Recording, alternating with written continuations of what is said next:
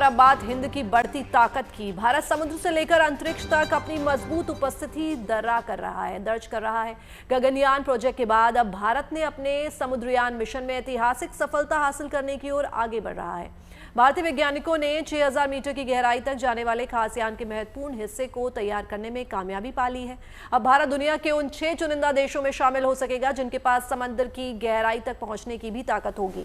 वहीं अंतरिक्ष में भी भारत लगातार उपलब्धि हासिल कर रहा है। हाल ही में सुधांशु शुक्ला ने स्पेस में इतिहास रचा, अंतरिक्ष में रिसर्च की और अब महज 4 दिन बाद यानी 30 जुलाई को अंतरिक्ष में अमेरिका के साथ मिलकर भारत एक और नया मुकाम हासिल करने जा रहा है। अंतरिक्ष से धरती की निगरानी के लिए इसरो और नासा संयुक्त रूप से काम कर रहे हैं। इसके तहत एक रडार भारत ने तैयार किया है तो दूसरा रडार अमेरिका ने तैयार किया। दोनों रडार अंतरिक्ष में मिलकर संयुक्त रूप से धरती की हर हलचल पर बारीकी से नजर रखेंगे। इस डबल पावर से धरती पर होने वाले छोटे बड़े बदलाव का आसानी से पता चलेगा।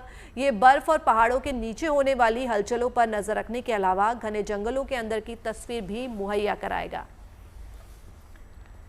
इससे लैंडस्लाइड और भूकंप का अनुमान लगाना काफी आसान होगा। दोनों देशों के इस मिशन का नाम है निसार। साफ है, धरती आसमान से लेकर अंतरिक्ष और समुद्र में भारत की पावर ताकत लगातार बढ़ती जा रही है।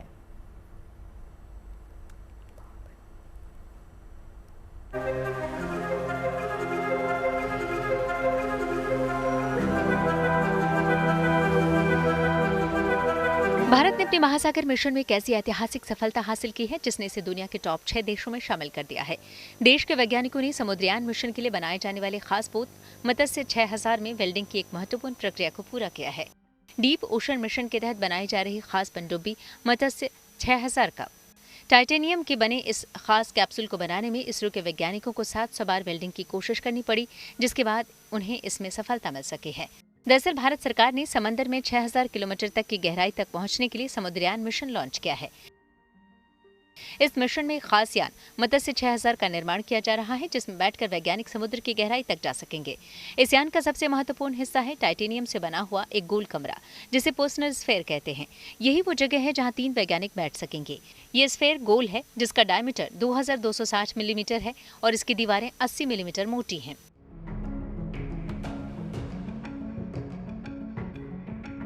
इसे इस तरह से बनाया गया है कि समंदर के नीचे गहरे दबाव और ठंड को झेल सके। ये मत्स्य 6000 एक स्फेरिकल वेसल है जिसके अंदर हम 3 साइंटिस्ट को बैठकर उनको समुद्र में 6 किलोमीटर डीप लेकर चलेंगे। पर इस वेसल को क्रिएट करने के लिए, क्योंकि इस वेसल का डायमीटर होगा 2 मीटर्स, पर उस वेसल को जो क्रिएट कर रहे हैं उसका मटेरियल है टाइटेनियम और वो एक बहुत ही हार्ड मटेरियल है। इसको वेल्ड करना ही बहुत वेरी डिफिकल्ट है और इस वेसल का टाइटेनियम थिकनेस होगा 80 मिलीमीटर।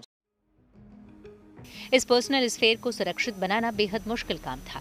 इसे बनाने के लिए टाइटेनियम का इस्तेमाल किया गया जो बहुत मजबूत धातु है, लेकिन इसे जोड़ना यानी वेल्ड करना बहुत मुश्किल होता है। लिहाजा इस वेल्डिंग को पूरा करने के लिए इसरो के लिक्विड प्रोपल्शन सिस्टम सेंटर यानी LPSC के वैज्ञानिकों ने जोर लगाया। वैज्ञानिकों ने इसे जोड़ने के लिए एक बेहद खास तकनीक अपनाई जिसे इलेक्ट्रॉन बीम वेल्डिंग कहते हैं। ये तकनीक इतनी संवेदनशील है कि एक छोटी सी गलती भी पूरे सिस्टम को खराब कर सकती थी। इसलिए इसरो के इंजीनियरों ने 700 बार वेल्डिंग की कोशिश की, तब जाकर सही और मजबूत वेल्डिंग हो पाई। इस वेल्डिंग को पूरा करने के लिए इसरो के LPSC ने अपनी पुरानी वेल्डिंग मशीन को अपग्रेड किया। पहले उनकी मशीन 15 किलोवाट की थी जो सिर्फ 20 मिलीमीटर मोटी प्लेटों की वेल्डिंग कर सकती थी, लेकिन मत्स्य 6000 के लिए 80 से 102 मिलीमीटर मोटी प्लेटों की वेल्डिंग की जरूरत थी।